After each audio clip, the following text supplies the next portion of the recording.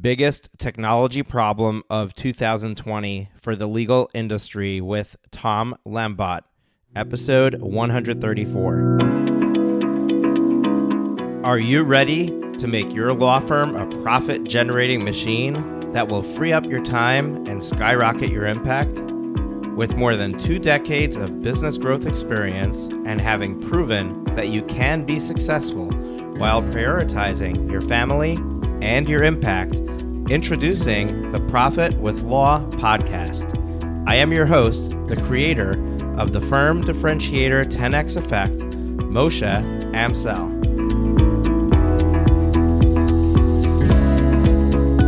Well, hello and welcome to another great guest interview here on the Profit with Law podcast. I'm your host, Moshe Amsel, and if this is your first time listening, you're in for a treat because today's guest is somebody that is going to be helping us with technology. Technology is something that, my background, I've got 20 years in the IT field before I went into accounting, before I started serving law firms. I know I don't look old enough, but I did start working during high school. I'm not actually counting my high school years in that 20 years, but straight out of high school, I went to work and I didn't go back to college to get my degree until I was working for quite a while. I was 10 years in the industry before, and then I started to go to school while working, got my bachelor's, my master's, and all of that while working a full-time job. So I don't want to hear any crying about hard work. I know what hard work is like, but the whole point is that I do have a background in technology, but I know that a lot of people struggle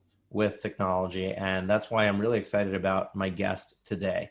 If this is your first time listening to the show, make sure to hit the subscribe button so that you get notified every time that we release a new episode. And I'm really happy to have you here. So welcome to the show. Our guest today, Tom Lambotte, is a legal technology expert, author, and the CEO of GlobalMac IT. They help Mac-using lawyers with super simple technology, security, and efficiency strategies that work. He's on a mission to help attorneys using Apple computers to reduce their security risk and get more out of their technology. His optimized method process helps lawyers make technological leaps in their use and adoption of their tech. Tom, welcome to the show.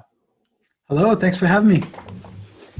It is my absolute pleasure. And Tom, what I like to do when I first bring in a guest on is just ask them, who the heck are you? People don't know who you are. Let's give you a proper introduction. So how did you get into IT? How did you end up serving lawyers?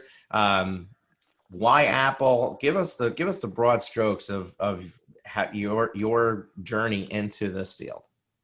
All right, so we'll start with why Apple and kind of work our way from there.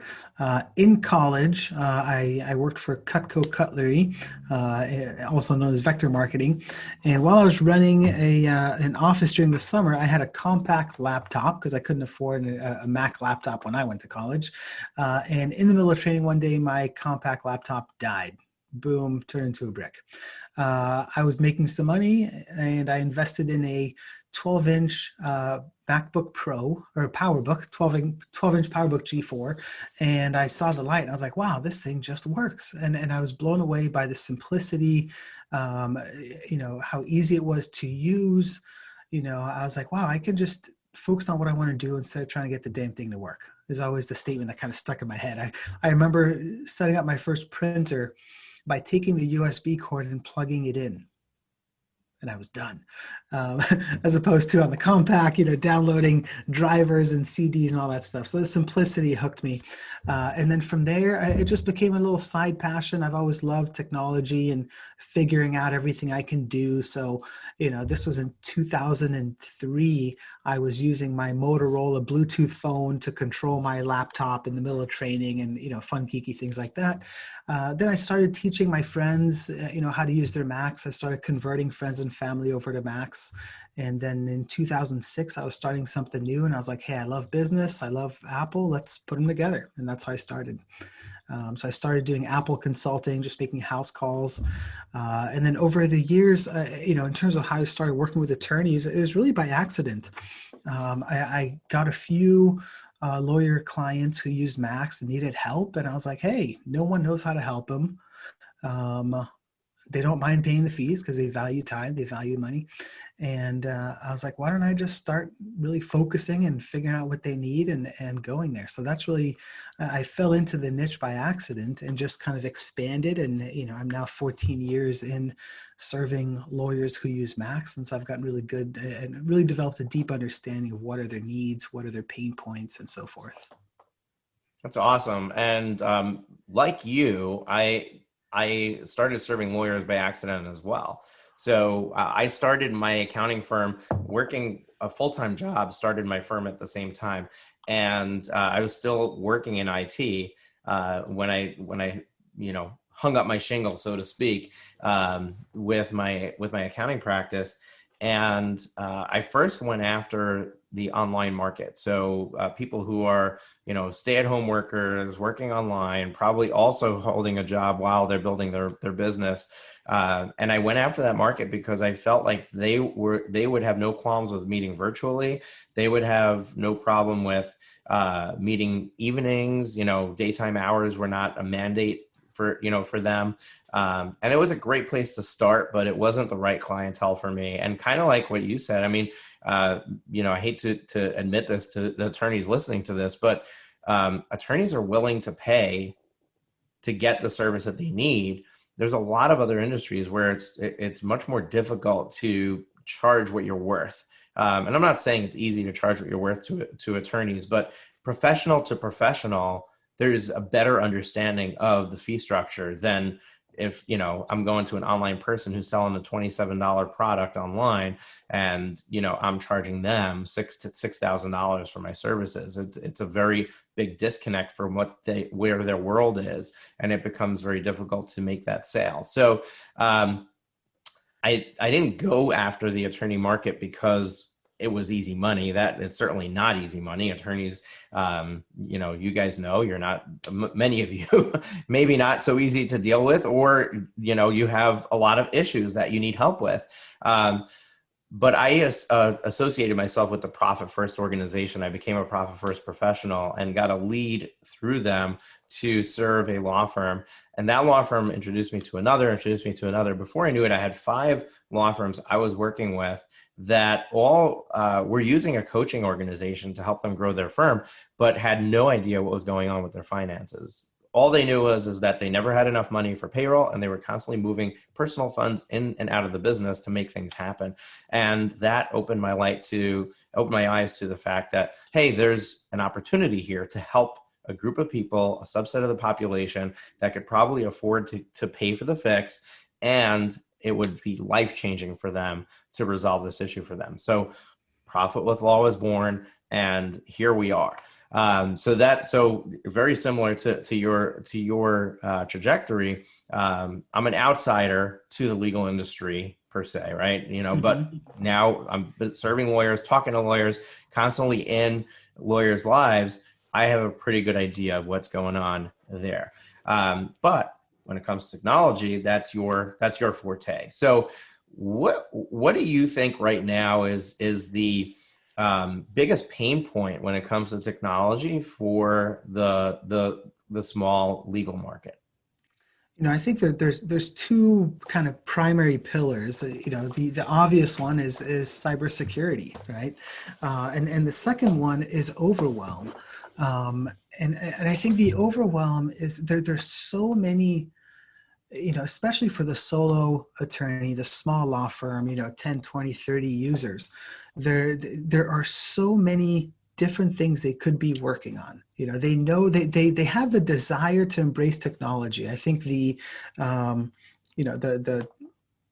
image of lawyers working on typewriters is gone. I think we're past that. And so they are now, as a group, really adopting technologies. But the problem that comes with that is, on average, people use 20 to 50 different apps, right? Just the local apps on your computer, your web-based software as a service, all these different things.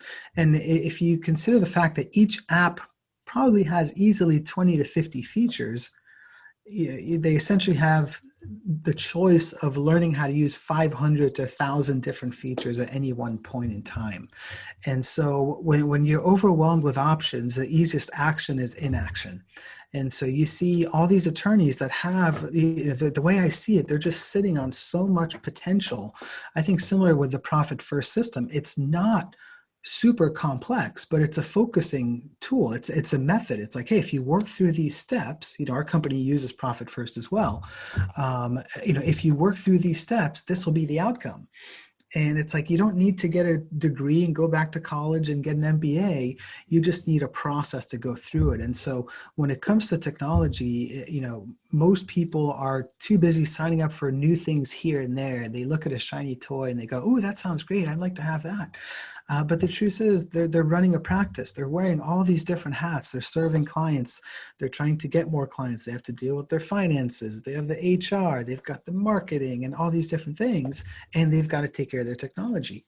And so it's very difficult for them to set priorities in, hey, out of these 20 to 50 apps and 500 to 1,000 features, what are the 3 apps that if I really learned how to use and embraced and rolled out throughout my practice would make the biggest impact? No one ever stops and thinks like that.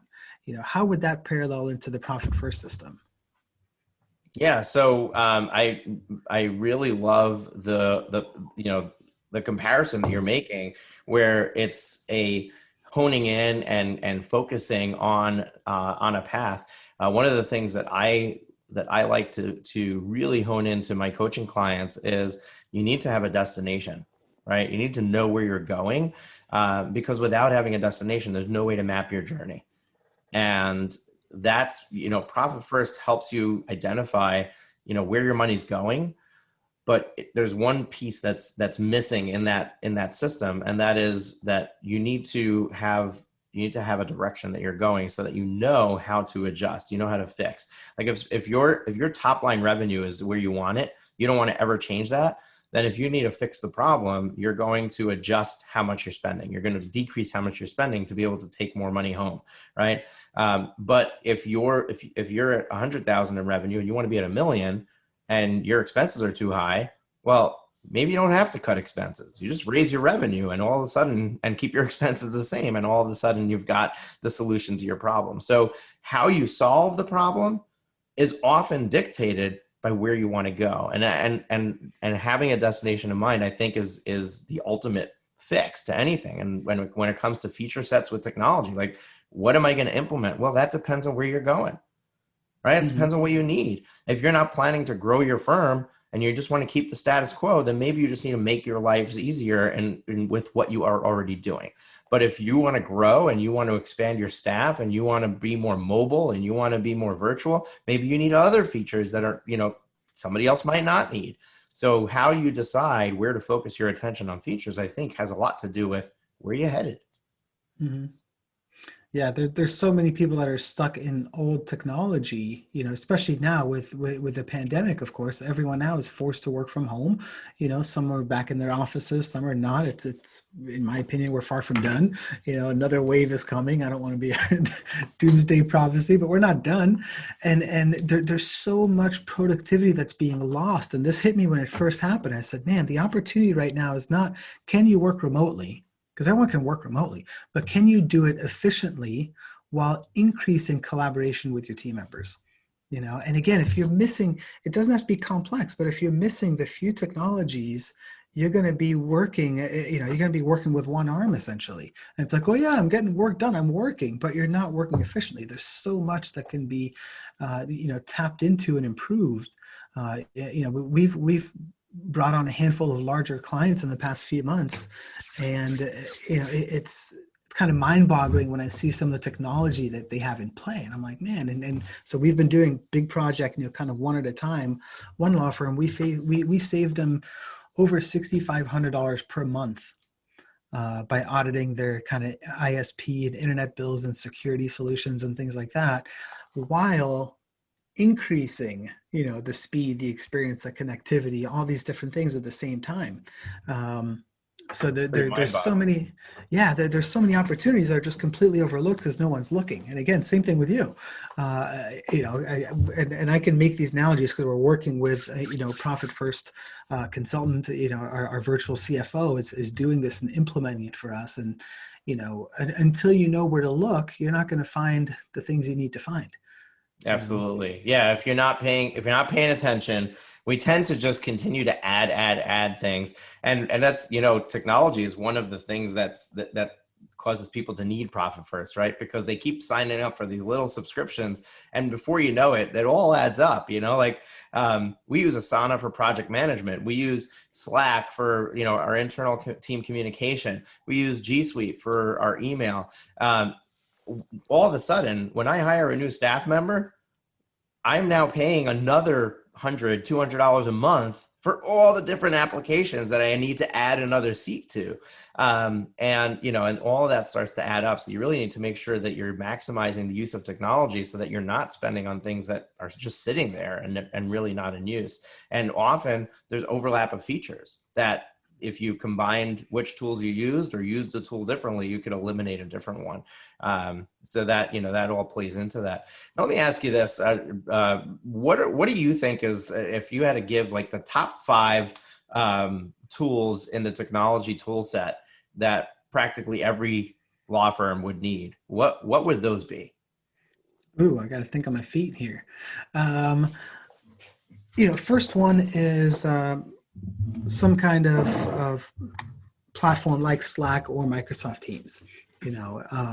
We've been using Slack for, gosh, we adopted it very early on, I think 6, 7, 8 years maybe. And when we switched to Slack, we literally cut our internal email communication between my team, we've got 11 of us, by 99%. And the 1% of inter-office emails comes from me because sometimes I'm lazy, and if I want to use email, I'll do it. So Slack just adds a tremendous amount of, it makes collaboration much more seamless, real time, better organized, because you have different cases, you could be working on different matters, you have different channels for your team. My favorite channel is the shoot and the shit channel in Slack. It's a place for people to have fun. It's kind of like the water cooler channel, where people share stupid jokes, and there's a place for that, and you can still keep the humanity of, being a team. We've got our HR channel, just general, all the different things. So there's a place for all the communications to go to keep everyone on a team interconnected without filling up your inboxes, which are already overflowing. The next tool is case management software. I think you need one. Which is the best case management software? The answer to that is the one that you use. At the end of the day, BMW, Mercedes, Acura, Audi, they're all pretty much the same. All the features are pretty much the same, but which one is the best is really up to preference. I used to love BMWs. I had a Tesla. I'm onto an Audi now. So it's like whatever you like the most is what's best for you. But at the end of the day, the best one is the one that you actually take the time to properly set up and configure in the first place, and then to train and learn on an ongoing basis. You look at Clio, Rocket Matter, MyCase, all those, again, everything you need is pretty much in them. Where people end up jumping from one case management software to another. If you look at a law firm, they've been through 3 or 4 of them in a couple of years. The one constant is them, right? They keep pointing the finger saying, oh, I don't like X app because it doesn't do this. 9 times out of 10, it does. They haven't taken the time to learn how to use it. But again, you go back to kind of my optimized method concept. You look at case management software, they have hundreds of features available. And what do most people go for? The shiny, brand new, exciting ones. And they try to learn how to do this advanced feature before they've even just learned how to use, the contacts and calendars properly as a team, as a unit within your law firm. So again, case management software, in my opinion, the majority of firms have to have this because there's so many efficiencies they can add, or Asana if it's not a case management system, if your firm is set up a different way, you can use a project management tool. Either way, you need to have something that you have taken the time and invested the energy to teach your whole team how to use it the same way. The value of your database is worthless if the information is crap, and if everyone else is putting information differently.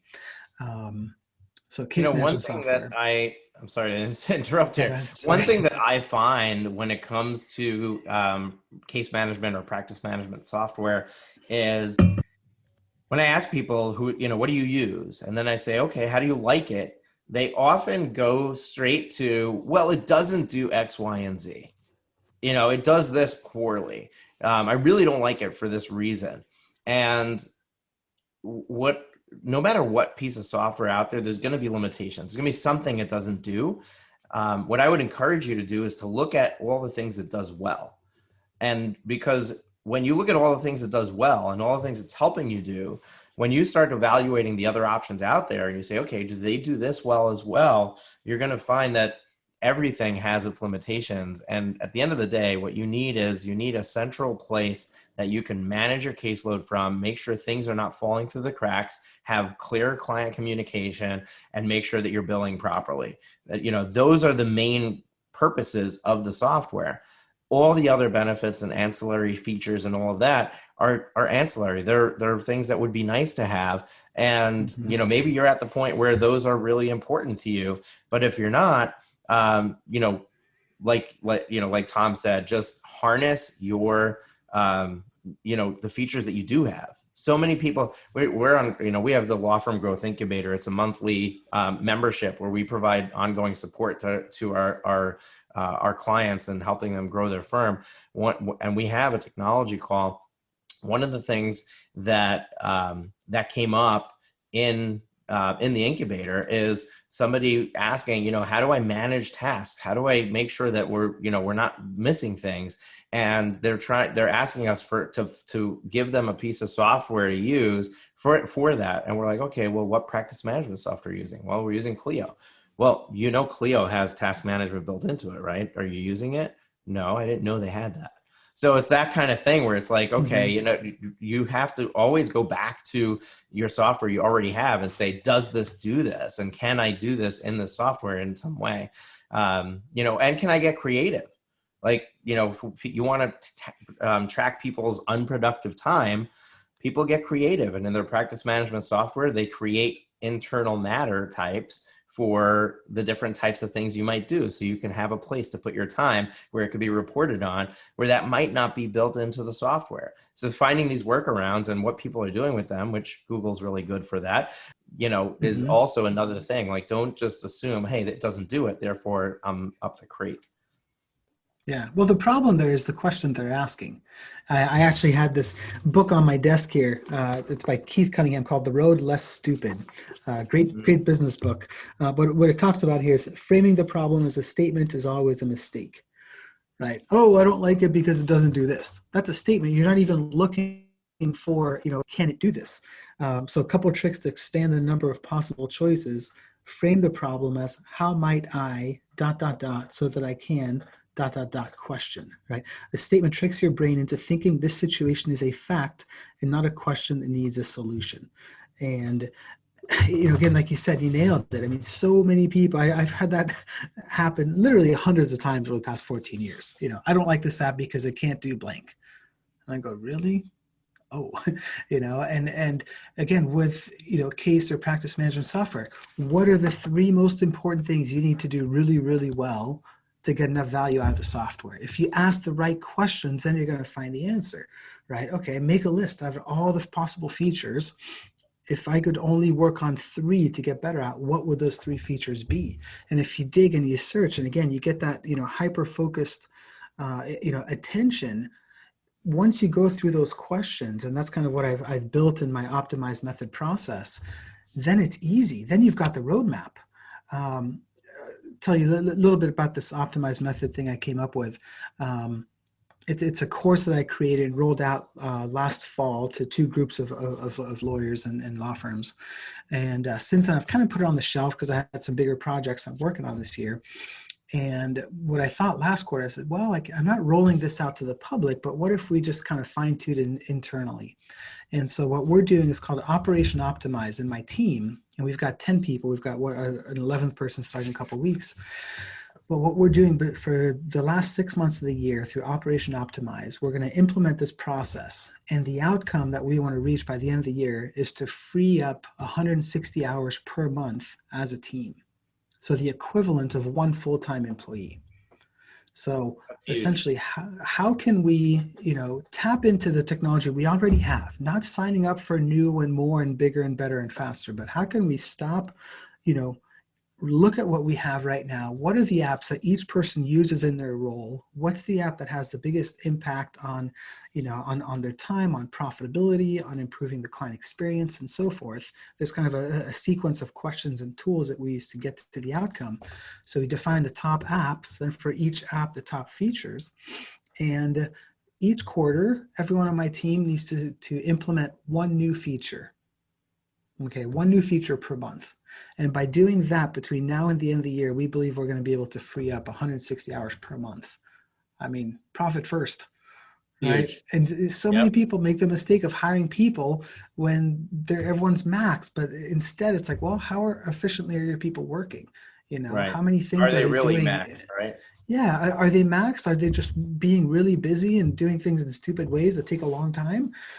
Or if they can, and it's funny because we got a little pushback at first when I started rolling this out for my team, like, oh, we've already got rocks we're focusing on and everything for our jobs, and I'm already maxed, and how am I going to, take more time to do this? And it was really a mindset shift to say, hey, what if you spend an hour this week that frees you up 15 minutes every single week for the next 12 weeks, or 30 minutes a week, and they started seeing this, and now they're getting the momentum, so they're starting to see the benefits and see the improvements.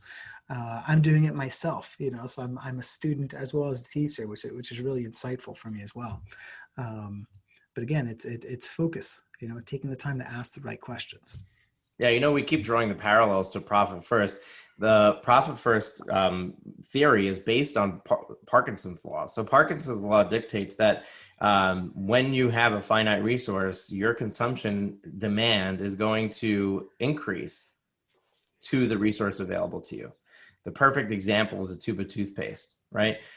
When you brush your teeth, you put toothpaste across the entire bristles of the toothpaste. You do that all the way through the tube until you get to the end. And when you get to the end and you're eking out the last bit of toothpaste, somehow you manage to get to like half a bristle. And then you go a quarter, and then you're putting on a little pea of toothpaste. You're still brushing your teeth with it.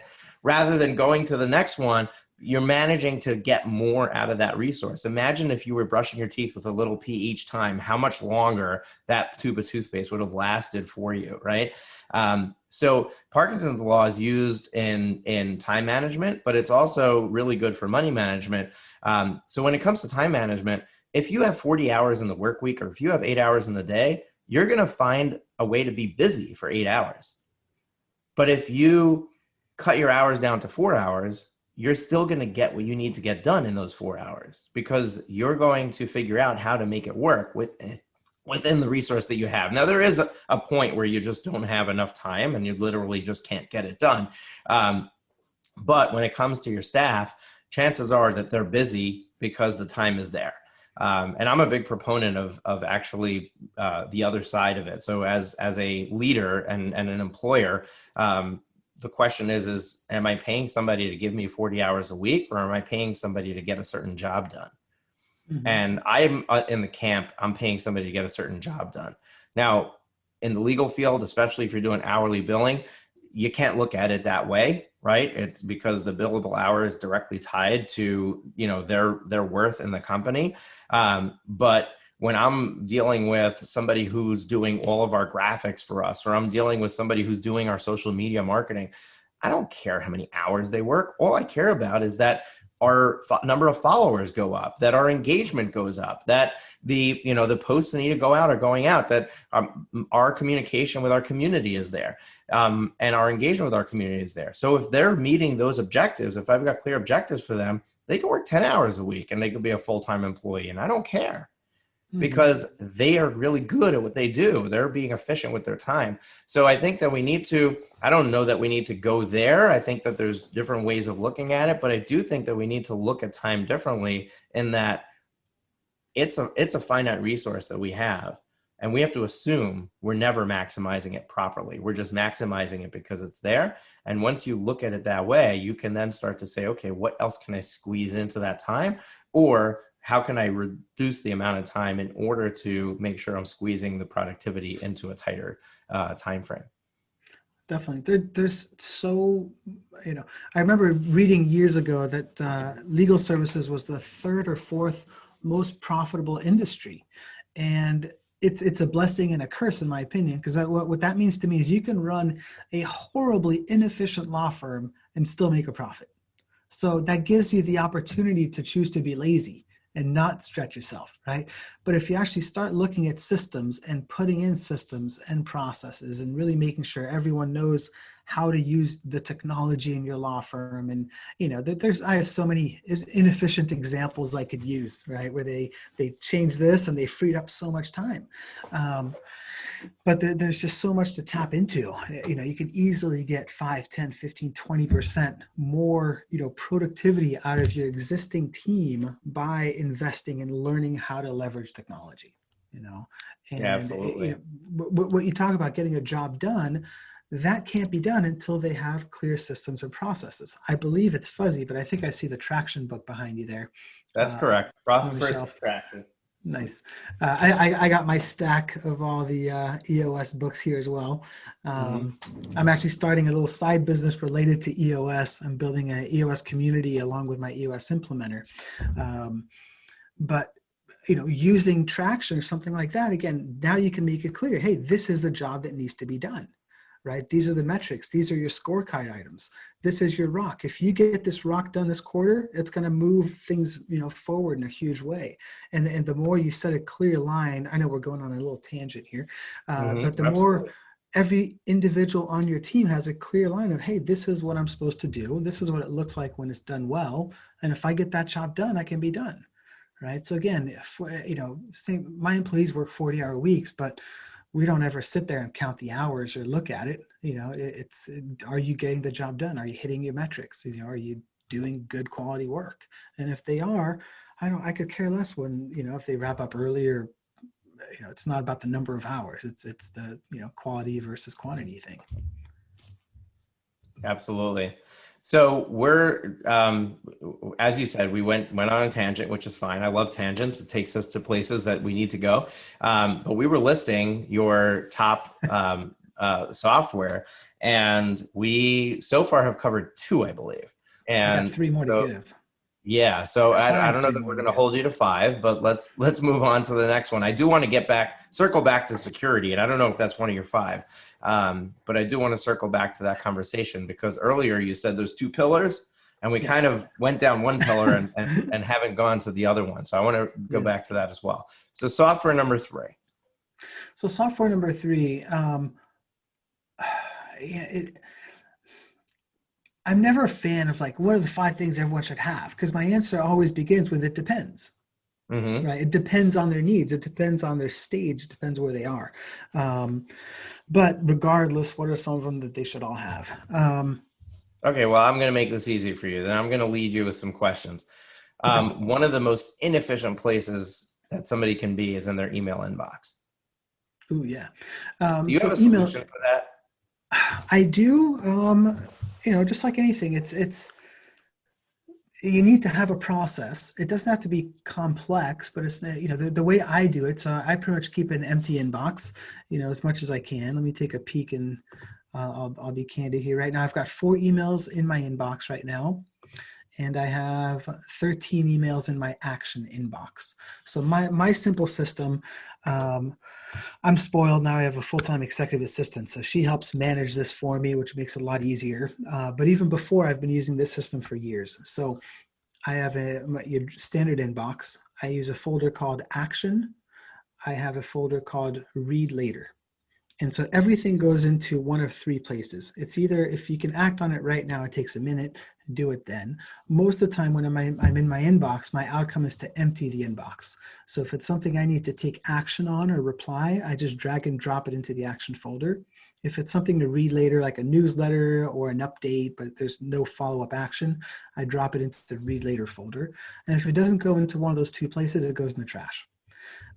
So that's my process for getting through it really quickly. So phase one is just filter. And then phase two, I have a couple times scheduled throughout the week to respond to action items. So that way, when I have a half hour here or 15 minutes there, I don't go in my inbox and read over all the crap that's been building up. I go straight to my action folder. And what I do before I just start is say, okay, what are the 3 most important ones? And I put a flag on them. And so I just start there and I reply to the first 3. If I have time to do 3 more, I set the three next most important ones and I reply to those. And I just rinse, lather, repeat until the action folder is empty. Blows my mind when I see people with 1,718 unread messages in their inbox. I'm like, what's the purpose there? It's completely useless. So you have to have a system again. And I try to teach this to everyone on my team as well. That way we ensure that we have, good customer service, follow up, things don't get lost in the cracks. And again, paired with, using something like Slack or Microsoft Teams that can help with a huge reduction in your emails, in your inbox. Yeah, absolutely. And I recently resorted to something that I don't recommend that people do. I don't know what the right solution is. An executive assistant is part of it. But I created an autoresponder to my email, and it basically says, I'm not checking email any longer. If you want to, if you're a client and you need something, contact this person. If you are looking to get on the podcast or you're looking to, to access, this area of the business, contact this person. And if you need general support, go to the support email. And it's created some confusion for people who are supposed to be emailing me. And then they get this autoresponder and like, I don't know if this is still your valid email address. Yeah, I'm getting it. I don't want to be held to the fact that I got it. I want somebody else on my team to handle it. So I did that, but the real answer is an executive assistant just taking over my inbox. But I think that, managing email, especially since we get on in these places where, we're getting these emails sent to us that are really unimportant, but at the same time, we still want to be getting them. And, that all of that junk that comes in, somebody needs to sort through it. And it's highly inefficient for you as the business owner or a high level key person in the company to be busy with that task. And it takes a lot of our brain power, because it detracts us from what we're doing. So, we get a notification on our phone, we look at it, we're like, oh crap, I gotta handle that. Now, even if you don't go and read that email right then, and even if just the fact that you thought about it, you registered, it completely derailed you from what you were doing. It could take 5 minutes to get back into it. You do that enough times during the day, and there you've got your 160 hours that you're trying to save. So I think email is a big thing, and keeping control of it. Let's move the conversation to security. I want to make sure that we cover that. Let me throw something in real quick on the email thing. Good email hygiene is critical. Disable all the notifications in Outlook, Apple Mail, and on your phone. I don't even have my work email on my phone. So I've actually removed it because it's like, if I'm not at my computer working, if I'm with my kids, if it's in the evening, I'm with my wife, I shouldn't be looking at emails. I'm not going to respond to them anyways. So it can wait until the next day. The other little tip is a tool called SaneBox, SaneBox. And what SaneBox does is it can kind of act as a virtual executive assistant. So it automatically creates a few folders like Sane Later. And when you get an email in your inbox, that's a newsletter, for example, like you said, like, oh, I want to review these and look at them, but they shouldn't interrupt, your work because, it's something in my inbox. If you drag and drop it into SaneBox, into the Sane Later folder, it learns that, and moving forward, all emails from that sender will automatically be moved into that folder. So it essentially auto filters your email, which is a big time saver. And then the next big tip is schedule your email processing time. I only respond to emails 2, maybe 3 times at most per week, and I have that time scheduled on my calendar. And then third thing, stay out of your inbox. because it's, it's just a way for other people to interrupt you with the things they need done, and it distracts you from the things that you need to get done. So you need to have systems in place to proactively, manage email, so you run it as opposed to it running you, which is the default for most people. Yeah, with scheduled email times, I know my friend Tyson Mutrix over at Maximum Lawyer, he's got an autoresponder that comes out when you send him an email that says, I only review email during these 2 time periods every day. And he has the time periods on there so that you have an expectation, he's not going to be getting back to me if it's between those times or if it's after that time until the next day, which I think is very helpful. It's great to have that process, but it's also important to make sure that people know and they don't think that they're being ignored if that's what you're doing. Yeah. Gino Wickman, the founder of Traction, he had a thing where he said, I will never respond to you quickly, but I will always respond to you within 24 hours. And so that's the expectation that he had kind of put into place with the EOS organization. So everyone on his team always knew that. He's like, hey, I will never be immediately available, but I will always get back to you promptly. And I think that's a really important thing to, expectation to set as well, which a lot of people have that negative habit, and they've conditioned people to expect that.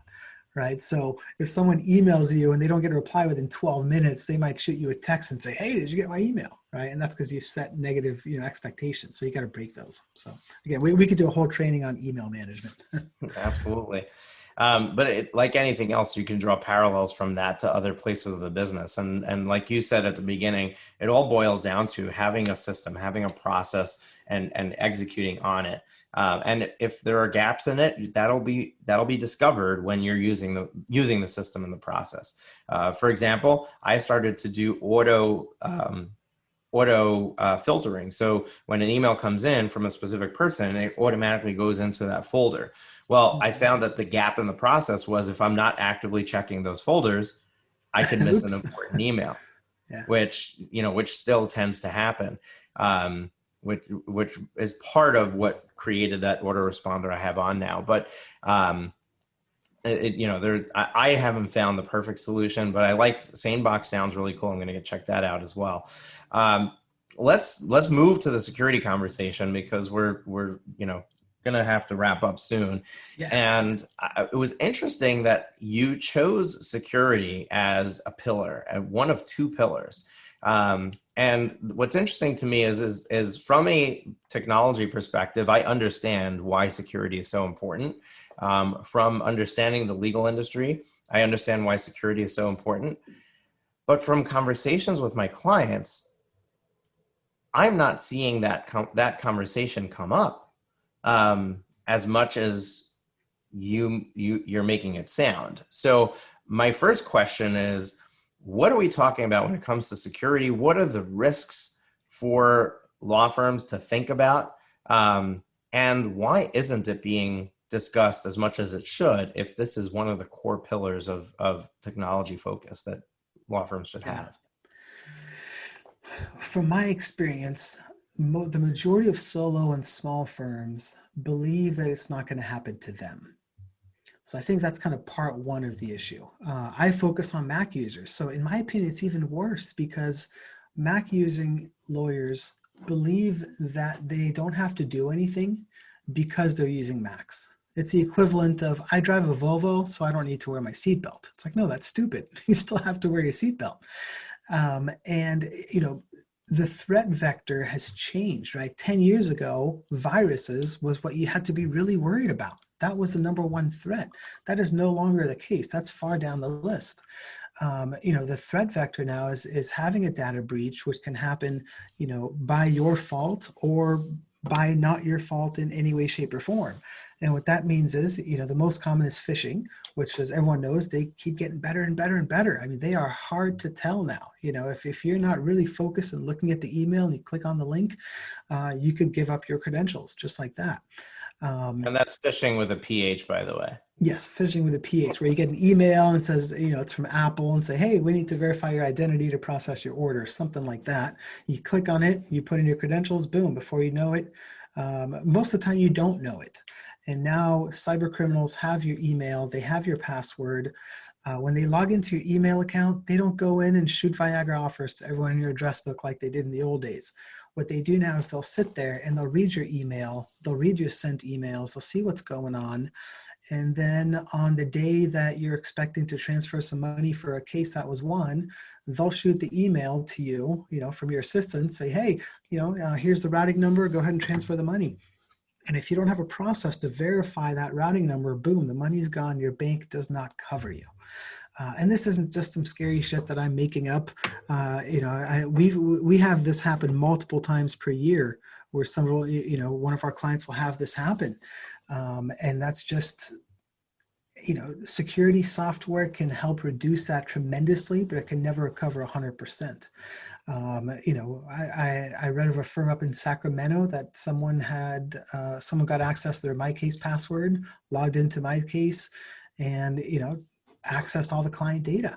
Right? When you have a data breach like that, what do you need to do? You now need to make it official. You need to send a letter out to every single person in your contact book, your vendors, other attorneys you might work with, your client list, your prospect list, and say, hey, your data may have been accessed, and we're going to give you free credit monitoring and all that stuff, right? That's a big fee and expense, and hopefully have a cyber insurance policy which covers that expense. But that's not the worst of it. The worst of it, if something like that happens, is the hit to your reputation. Absolutely. We had an injury law firm in Florida that was just about to start with our managed services, and they went dark. They disappeared for 6 months, and they popped back up. And I say, hey, hey, okay, we're ready to go. I'm like, okay, but I kind of need to know what happened, right? What happened? And they said, well, shortly after we talked, a couple of weeks after, they had a data breach. And they had to go through this nightmare of a situation, small firm, 8 users. And he told me, he's like, Tom, we lost hundreds of thousands of dollars in revenue. He's like, our phone stopped ringing, and I mean, it was huge. Fortunately, he's a good friend, super sharp business guy, and he was able to make it to the other side. But I think 60% of businesses that experience a data breach go out of business within the following year. So the lesson is, it doesn't matter if you're on a Mac, it doesn't matter if you're on a PC, you are at risk. And I hate being the, scary security guy, but the thing is that, these things are real, they happen, you could be phished. It could be something that you don't do. It could be Netflix having a data breach, and then people are so numb to the security events, I think they just ignore them now. Right? Oh, Chase has 70 million records. This has 150 million records. The Social Security database was hacked. There's so many things that people have become numb, and they go, oh, whatever, it doesn't affect me. But the truth is, when they, here's how it happens, the simple way. Someone hacks Netflix. You go, oh, I don't care if they know that I binge watch Gilmore Girls, whatever.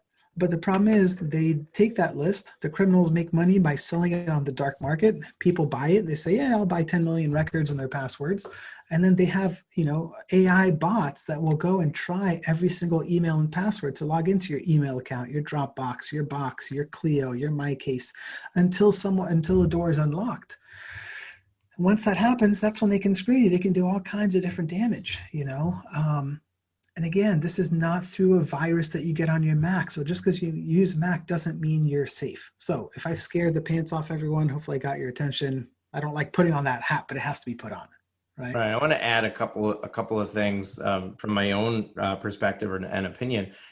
First of all, if your email inbox gets hacked, what that does is it gives the hacker the ability to practically reset your password on any other platform that you have access to. Because what is the way that when you hit reset password, what happens? You get an email with a link, you click the link, you reset your password. So they literally can change the keys to practically anything that you have access to with access to just your inbox.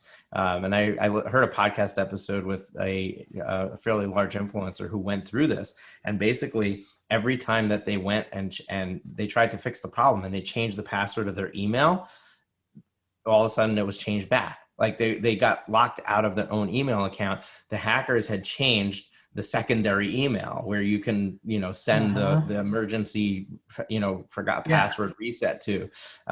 And it was a nightmare for them to even get control back over their inbox, and then everything else that they have. I think that the other thing is that one of the biggest risks is user error.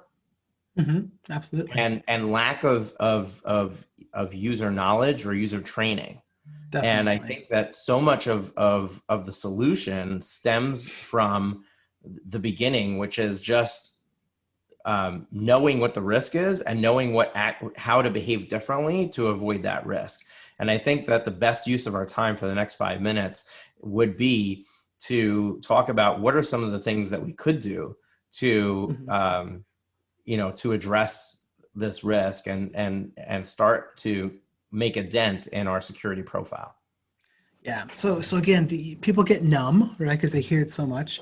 The other issue is that they're overwhelmed by options. Who's trying to sell them, something? It's a security company. So everyone's kind of, doubtful. It's like, oh, well, how do you know, you're not just scaring the pants off me so I can buy your thing. Right. And there's so many different things that you can get. And that's something, we've spent 14 years, kind of refining the security stack that we offer, right? So the core of what we do is managed services, right? So we do fully outsourced IT for law firms that use Macs that have 10 to 50 users. So they're being well taken care of, but the majority of the Mac users are, have far less than 10 users, right? They're solos, they're small firms with 2, 3, 4, 5 people. They don't have the time to put on the IT and security hat, hardly if at all. And when they do, again, it's that overwhelm issue with the software, overwhelm with security. What do I need? Where do I start? Is this overkill? Is this underkill? Do I really need that? Right? There's so much confusion around it. And so what we've actually built with Basic Care Security Plus, which is something we're going to be rolling out in the near future, because for the longest time, I was turning away anyone with less than 10 users. I was like, hey, I'll give you some guidance and tips, but I can't really work with you because we don't have anything. And so the best way for people to protect themselves is a multi-layered approach to security, right? There's not one tool that if you get this, you're good. You don't have to worry about it. So, a number of the different things we recommend. One is dark web monitoring. Again, when people get credentials, when criminals get credentials, they go on the dark web. That's where they post them for sale. An interesting fact, the government agency that told everyone for 20 years to change your password every 90 days changed that recommendation a few years back. They said, hey, you know what we told you? That's actually really bad advice, so stop doing it. What we recommend now is to only change your password when you know it's been breached.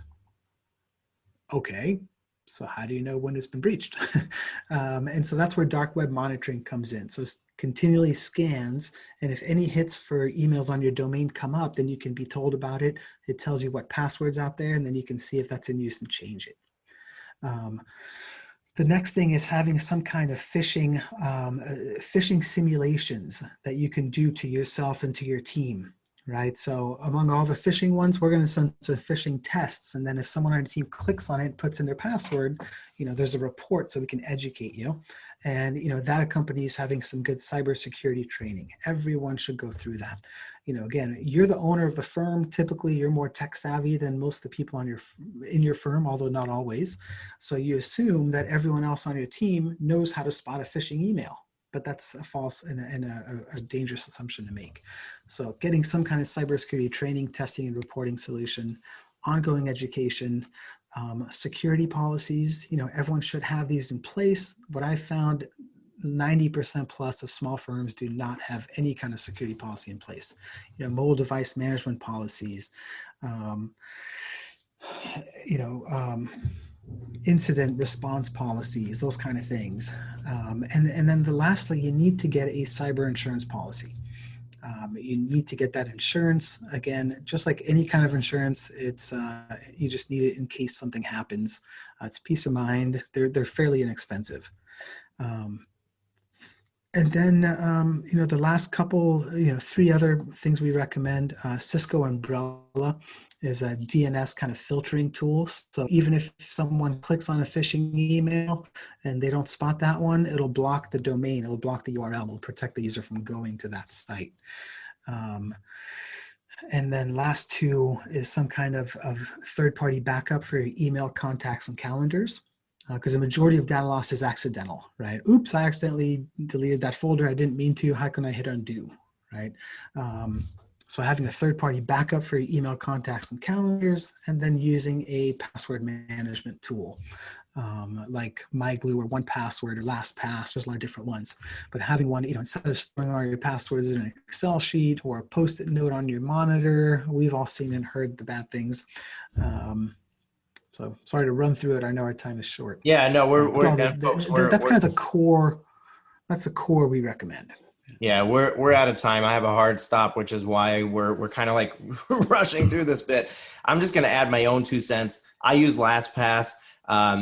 It's not just having a tool to save your passwords, but now every time I create a password somewhere, I have the software auto-generate the password. All of my passwords are now randomized letters and numbers. It's no longer my birthday, my wife's birthday, our birthdays combined, added together, subtracted, divided with the square root, all that is gone. Mm-hmm. And it's just simply randomized passwords. There is still the risk that there's the keys to LastPass itself that, if somebody can break that password, they still can access my LastPass. So now they have access to everything. So there is still a risk.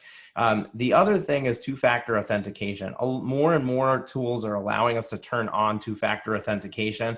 And yeah, you could make it so a device gets remembered and limit how frequently you need to do that. But two-factor authentication could happen with a cell phone, with text messaging, or with a key fob or something like that. But having a way to not only have the correct password, but to also have the device that needs to authenticate the person gives you that extra measure of, okay, somebody can't just use my password elsewhere and get into it.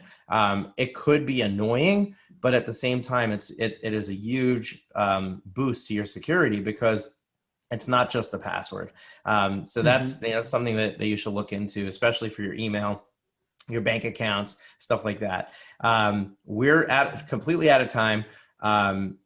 How do people follow up with you, take the next step with you if they want to find out more about this, learn more about security and how they can help that, or just they want to have a conversation around their IT needs? Yeah, they can always shoot me a direct email at tom@globalmacit.com if they want to find out about anything we talked about today, or just go to our website at globalmacit.com. If you go to /SSMT, we've got a weekly stupid, simple Mac tips that we send out for all the Mac users. That's really helpful and get some good feedback. So you can start there, and again, just reach out. Awesome. And folks, we're going to link all that up in the show notes for you so that you don't have to remember it, write it down right now. You might be in the shower or on the bike or whatever it is that you're doing. Don't worry about it. We've got it all for you. It's in the description of the episode. It's also on the website, profitwithlaw.com. That's where you can find all of our episodes with the show notes. If you love this show and you're coming back for more, we would love it if you can rate and review the show. Give us 5 stars or any number of stars that make sense to you. But also write a description. People come by, they want to know, should we check it out? They'd love to see the description of the show, in your words. And that would really help us with promoting the show and having more people hear about it. Tom, it's been an absolute pleasure having you. This is a great conversation. I see us doing more stuff together. I think that these are topics that are not discussed enough, and people really need to be looking at it. They need to be focusing on it. And the security conversation is definitely, we just did the tip of the iceberg. So we have our Law Firm Growth Summit coming up, and we are going to probably have a security track there. So we'll talk more about that. Awesome. Have you been enjoying the show? We sure hope so. To make sure you never miss an episode, be sure to hit the subscribe button in your podcast player app. Next week, we will be back with more valuable resources and ideas on how to break the mold and take your law firm to the next level.